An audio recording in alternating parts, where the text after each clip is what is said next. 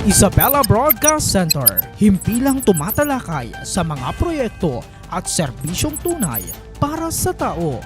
Hatid ang mga programang nag-uugnay sa bawat Isabelenyo saan mang panig ng mundo.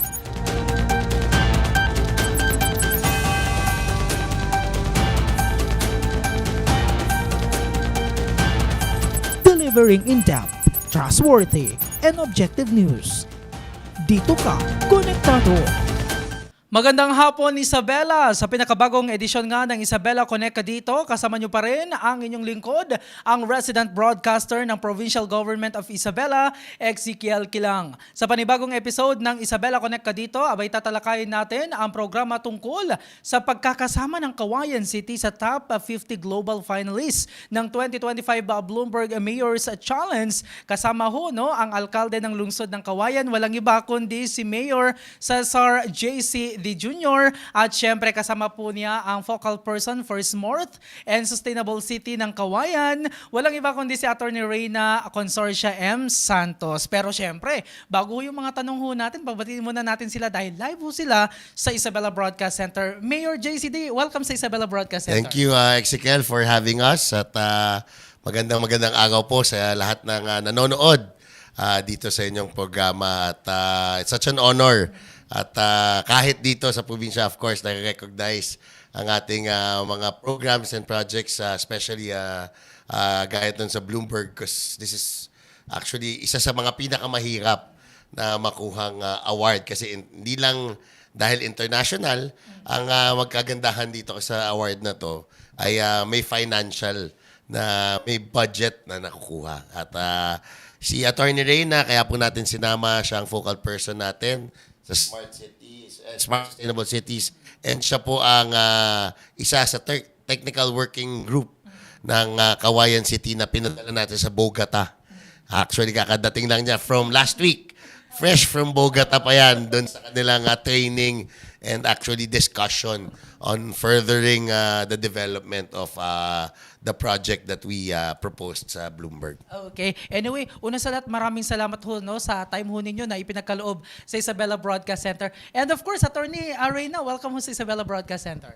Magandang hapon po sa ating lahat. Thank you po, Sir Ezekiel, sa again pagkakataon po na may bahagi po sa inyo yung experience ni Cauayan City as top 50 finalist sa Bloomberg Global Mayor's Challenge. So maraming salamat po sa lahat ng mga nakikinig at nanonood po ng Isabela Connect dito. Oo naman. Anyway, mga ka-Isabelenyo, ang Bloomberg Mayor's Challenge, isa po itong patimpalakha na naglalayong hikayatin ang inobasyon sa mga lokal na pamahalaan upang mapabuti ho ang buhay sa mga lungsod sa buong mundo, syempre. At para makarami ho tayo, Mayor, again, congratulations po. Ano po yung unang pumasok ho sa isip po ninyo nang malaman ho na kasama ang Cauayan City sa top 10 global ito, Yes, global global finalist sa 2025 Bloomberg Mayor's Challenge? It's actually, nung una, hindi ako makapaniwala dahil ibang caliber po kasi talaga yung mga cities na nanalo dito.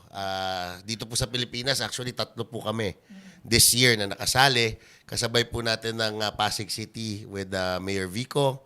At the same time, Naga City. Kasama po si Mayor Lani. So, it's ganong klaseng caliber kasi kami, nag-try lang kaming sumali. At sabi ko, kahit suntok sa buwan yan, at least we need the funding kasi.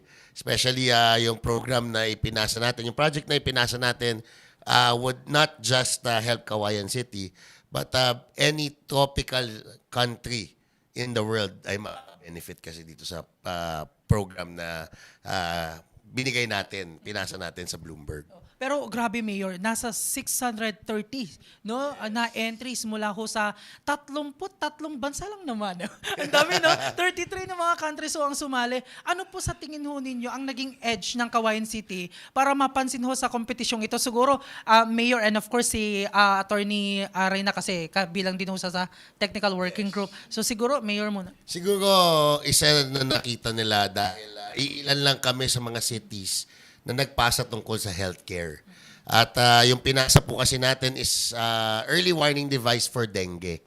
Isa po kasi itong una ko naging problema nung ako'y umupo bilang first termer na mayor And this is also one project na talagang binibigyan natin pansin, especially doon sa kabataan.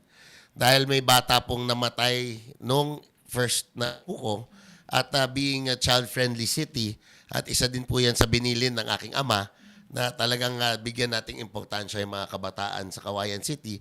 Naisip po naming gawin ito kasama with Doc Betchi, ISU.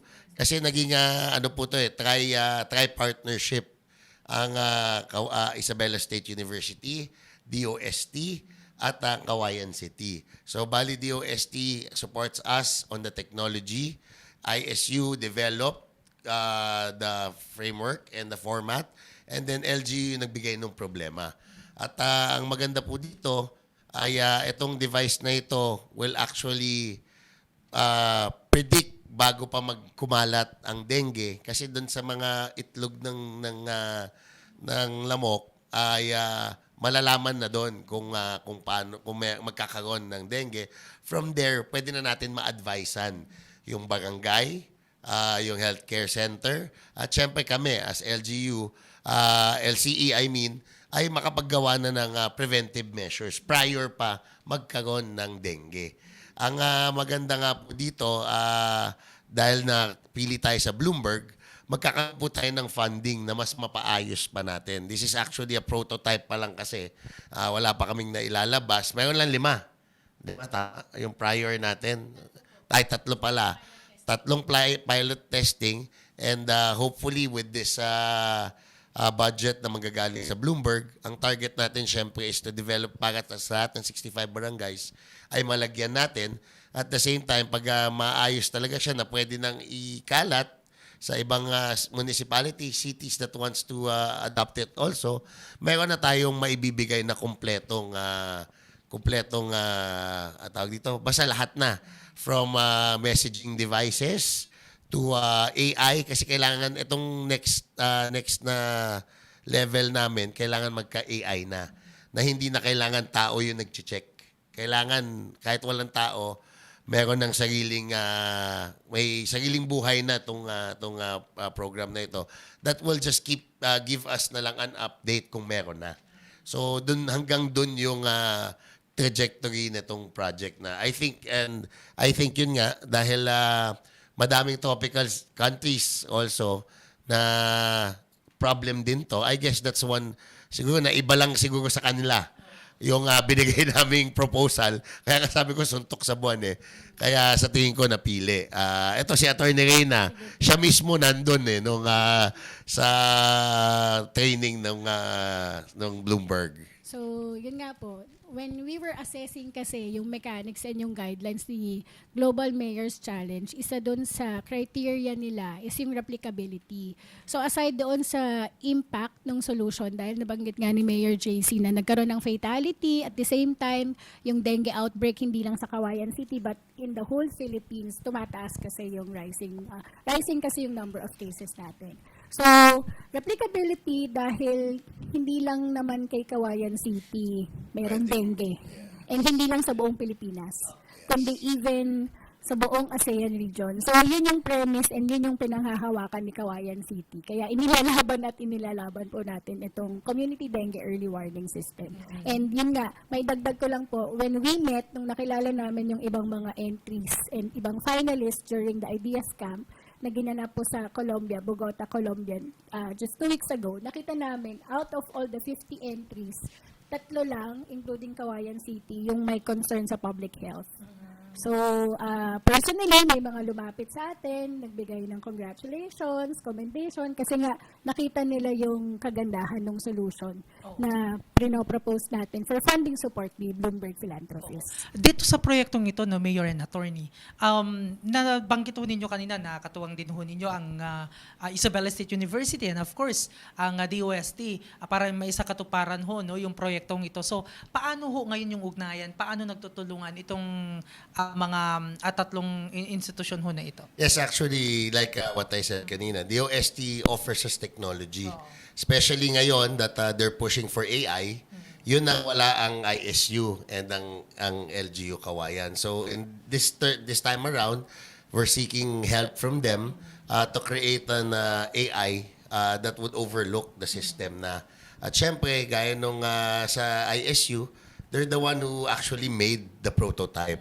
So, yung meron kasi tayo yung Birdsea, yung ginawa ni Ambassador Bernard before na ni-launch, na yun ang research and development natin on these kinds of projects. Kasi ginagawa po natin ngayon sa tri-partnership na yan, ang pinabato natin sa ISU, yung problems ng Kawayan City, at yung mga minsan estudyante, ini-involve nila. Kasi gusto ko involved yung citizens natin on how we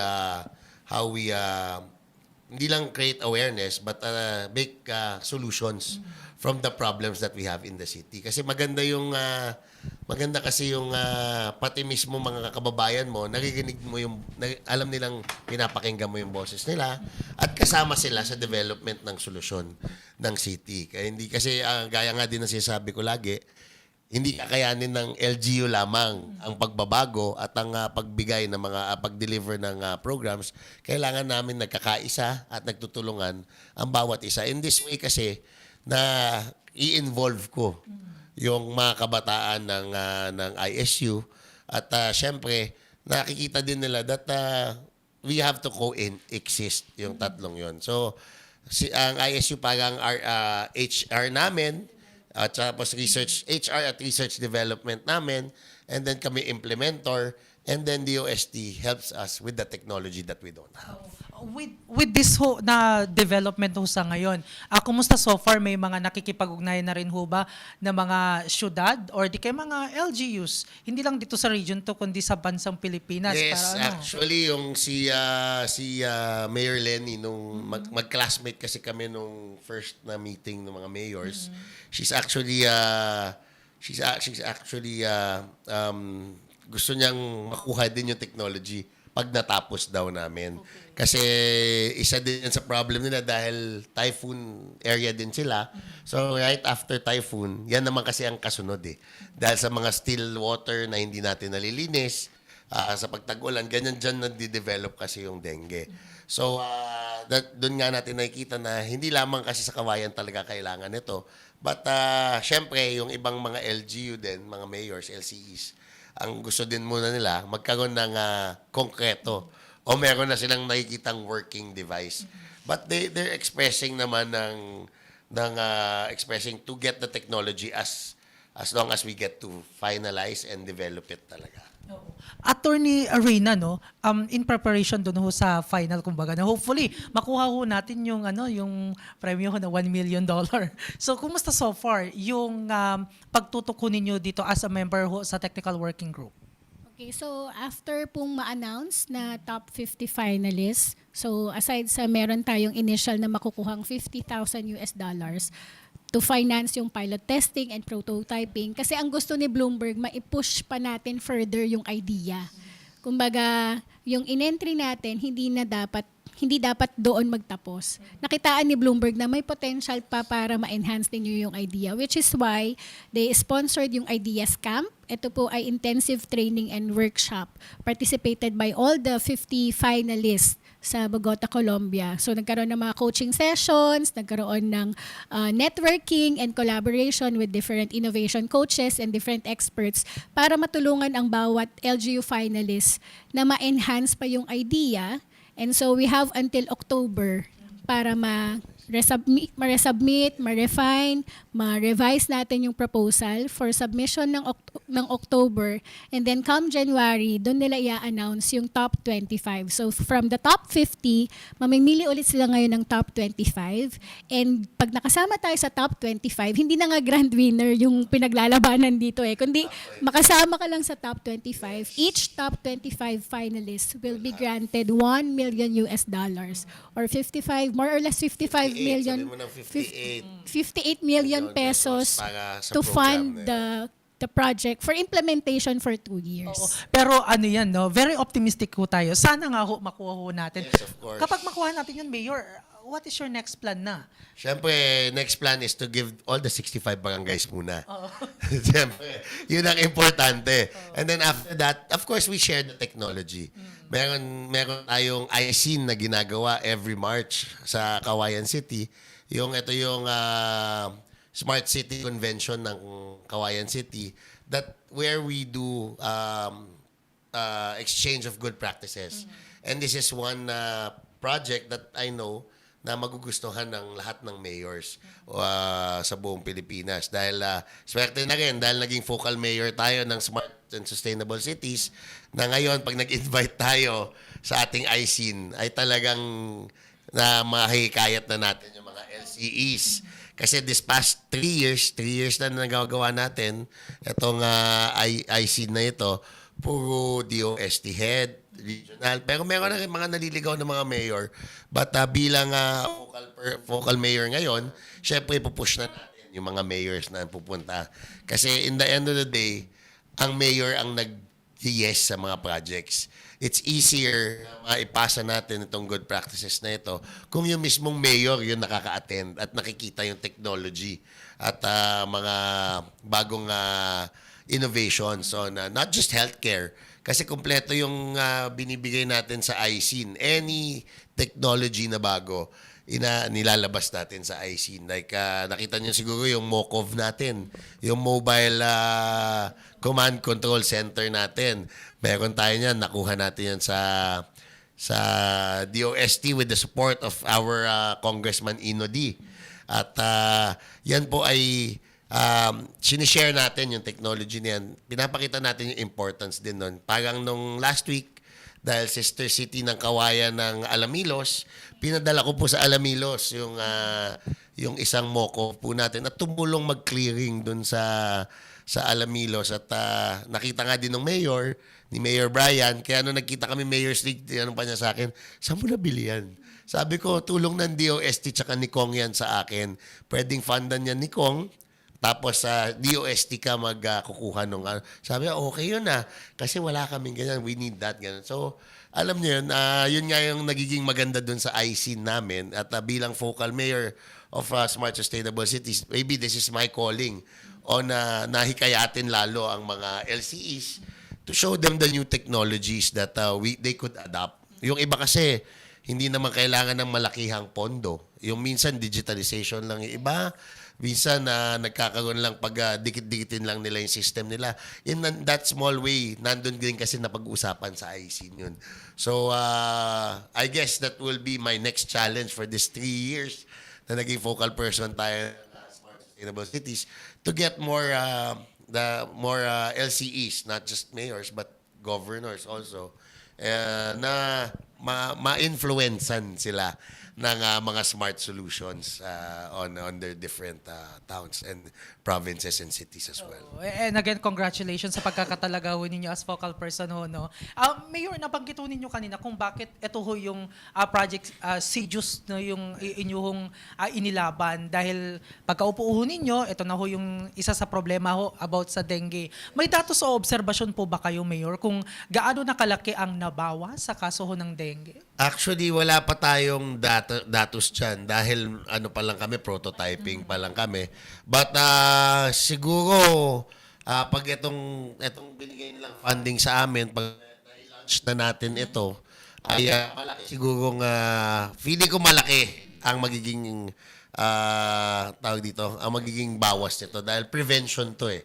Kasi dati, uma-action lang ang LGU tsaka ang healthcare, ang CHO kapag may cases na.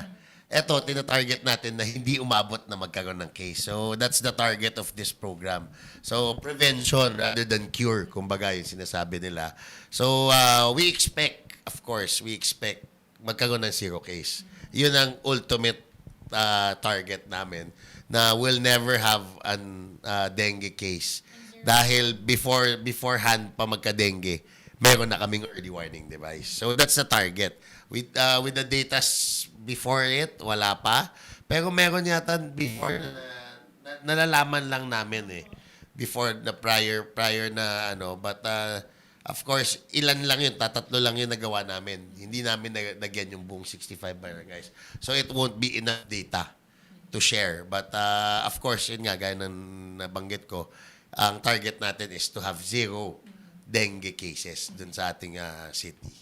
Okay. So, bukod ho sa project CJUS, ano pa po yung mga dengue prevention programs na ipinapatupad ho ngayon sa Kawayan City?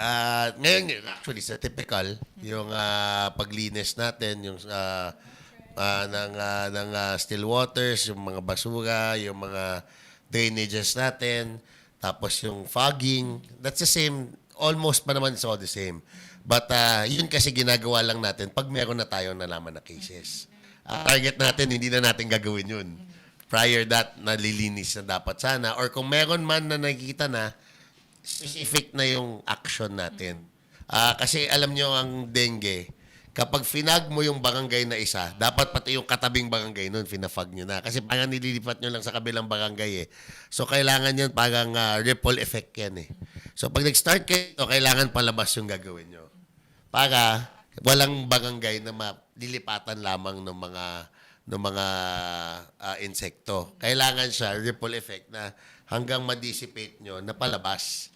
Yun kasi ang target ng paglinis ng dengue. But then again, of course, kailangan to maintain the cleanliness of the barangay. Yun pa rin, pag tag-ulan, especially, pag umulan ng matagal, yung paglinis pa rin ng barangay, syempre, ang kasama natin dyan.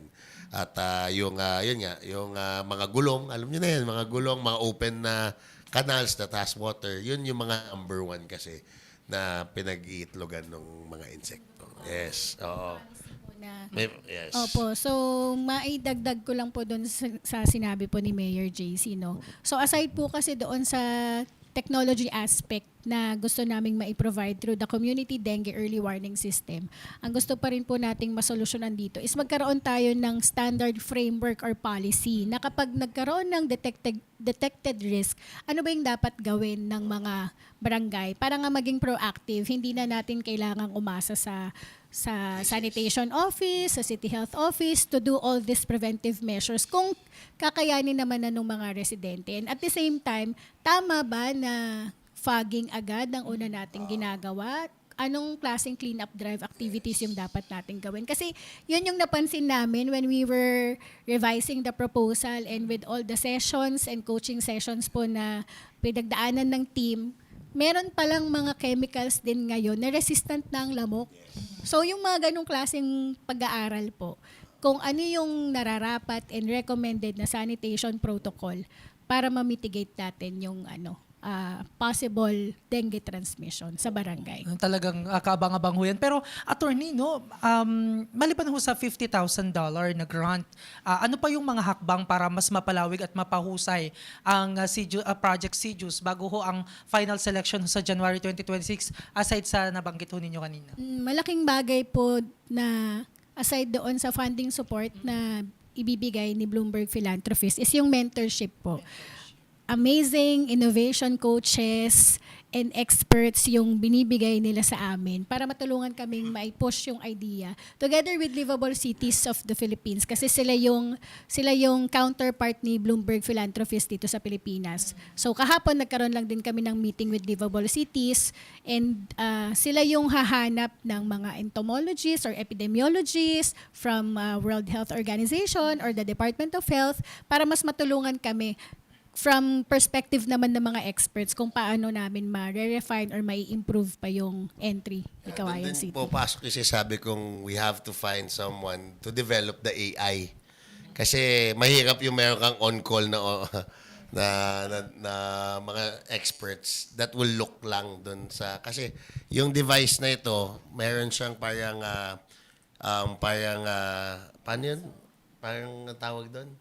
Kung saan nangingitlog yung mga...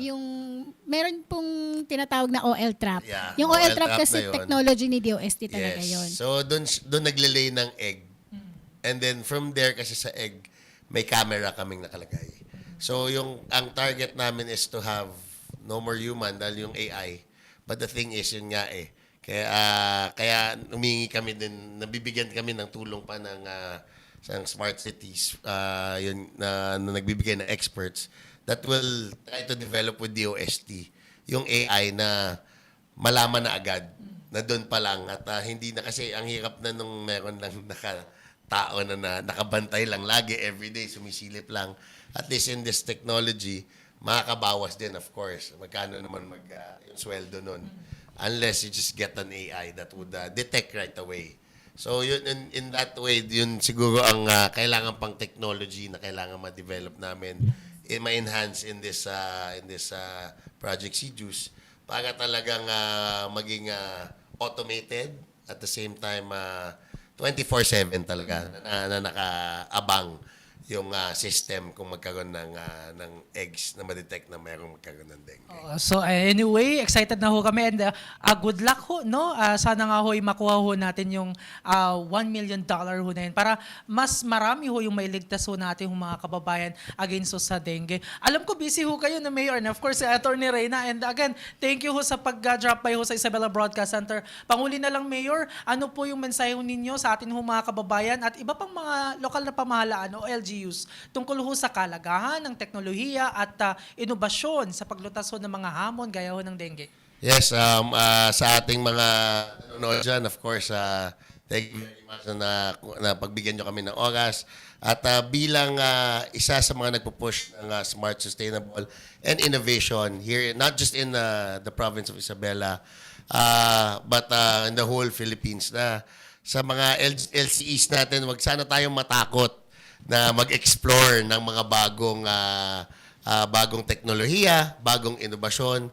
Kung pwede, subukan nyo muna bago kayo mag-deny. Alam nyo po, madami kaming naging magandang proyekto sa Kawayan City just because we tried it. At ang maganda po dito, kasi bilang technology siya, so it means mas mapapabilis yung mga solution, pagbigay ng solusyon dahil especially on digitalization kasi nagiging data-driven ang mga solusyon, ang magbibigay mong solution sa inyong city. Kaya sa ating mga LCEs dyan, huwag kayong matakot mag-explore ng bagong technology. And kung gusto niyo po ng tulong, Kawayan City is more than welcome to help you or to connect you on different yung mga problema ng cities ninyo. You could get in touch with us. We could explore dun sa mga Filipino scientists, kasi may pool of Filipino scientists tayong kaibigan with DOST na talagang madami silang invention na baka dun sa syudad nyo o sa probinsya nyo o dun sa mga, kung baka umabot tayo sa ibang province na nakakapanood nito, just let us know. We're more than welcome to help you, to connect you on the scientist or the technology that you need in your city, town, or your province. Maraming salamat, Mayor. Attorney Reyna, baka may mensahe ka po. Ako po, gusto ko pong kunin tong pagkakataon na to para pasalamatan po yung partners natin, especially sa Isabela State University through the Business Intelligence Research and Development Center sa pamumuno po ni Dr. Betchy Aguinaldo, together with our partner Department of Science and Technology, dahil kung hindi po dahil sa pagtutulungan nitong 3 agencies na to, hindi natin madedevelop yung Community Dengue Early Warning System. And just for the information of everybody, ang Community Dengue Early Warning System is an in-house development or R&D project ng Business Intelligence Research and Development Center. So doon po natin nakikita yung kahalagahan ng research, na isa pong mensahe natin na let's create impactful solutions dito sa mga research na to, na dapat yung research hindi lang siya for publication but really research something na makakasolve kung ano man yung mga pressing challenges ng city, na pinagdadaanan ng city. So siguro ang mensahe na lang din po natin is i-empower pa natin yung ating mga estudyante, faculty researchers, and ating academic institutions kasi sila yung strongest R&D arm ng city government. So in relation dun sa message ni Mayor sa mga mayors na gamitin natin yung academe, yung partner academe natin for research. That's under you. Yes. Yun na nga, like gaya nabanggit ko, isa din kasi sa youth as well. So they get to be a part of the solution of the city. Hindi lamang sila estudyante, ngunit they're also problem solvers of the city. Kasi alam nyo po, pag involve lahat ng tao, mas madali po natin ma-explain sa kanila at kung ano yung ginagawa natin. Kaya nga, I guess that's the one edge ng Kawayan City. Dahil we've been trying a lot of stuff, pero involved kasi lahat. I mean, the students, the faculty, and ano din pala sa DOST kay Secretary Rene. Thank you very much for entrusting Kawayan City and always being a partner for Kawayan City. Siguro yun na lang. At pwede na rin ba ako mag-invite? Sige, go ahead, Mayor. Yan, nga pala. This coming, invite ko na din po kayong lahat dahil magkakaroon po kami ng joint birthday celebration ni Kong Boji.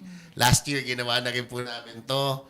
This year, meron po ulit. So, iniimbitahan po namin kayo this coming August 23 sa FLD Sports Complex, BGD Sports Complex sa Tagaran, Kawayan City. Magsa-start po tayo ng 8 o'clock sharp. At meron po kaming 3 guests. Sasabihin ko na, hindi na muna. Antayin nyo na lang sa aking post. Kaya doon sa mga nanonood dyan, follow nyo po ako sa aking page, Cesar JCD in Facebook and Mayor JCD sa IG. So, maraming salamat po at nandaan nyo kami ngayon. Okay, there you have it, mga kasubalenyo. Si Mayor JCD and Attorney Reyna Santos. And again, no, Mayor, congratulations sa ngalan ho ni na Governor Rodito Albano at Vice Governor Kiko D at maging ang aming Provincial Information Officer na si Attorney Elizabeth Binag. Binabati ho namin ho ang lahat ng mga opisyal at mamamayan ho ng Kawayan City sa napakagandang tagumpay ho na ito. Naway patuloy kayong magbigay ng serbisyo at inspirasyon sa inyong komunidad at maging modelo ng pag-unlad sa lalawigan ho ng Isabela. Maraming salamat din ho sa lahat ng tumutok. Abangan ang susunod pang episode tuwing Martes at Biyernes ho yan sa parehong oras at parehong programa. Huwag din kalimutang i-like at i-follow ang ating home Facebook page Isabela PIO upang maiwasan ang fake news at manatiling updated sa mga mahalagang impormasyon. Sa ngalan ng aming Provincial Information Officer na si Attorney Elizabeth Binag at ng Isabela Broadcast Team, ako po ang inyong resident broadcaster ng Pamalang Palalawigan ng Isabela, Ezekiel Kilang, na nasasabing, etam nga na. Salamat po, Mayor. Thank you very much. Thank you.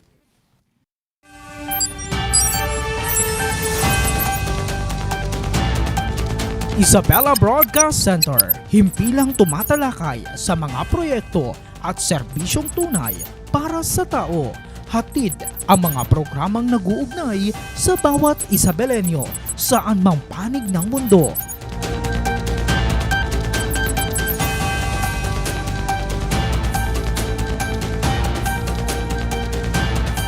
Delivering in-depth, trustworthy, and objective news. Dito ka, konektado.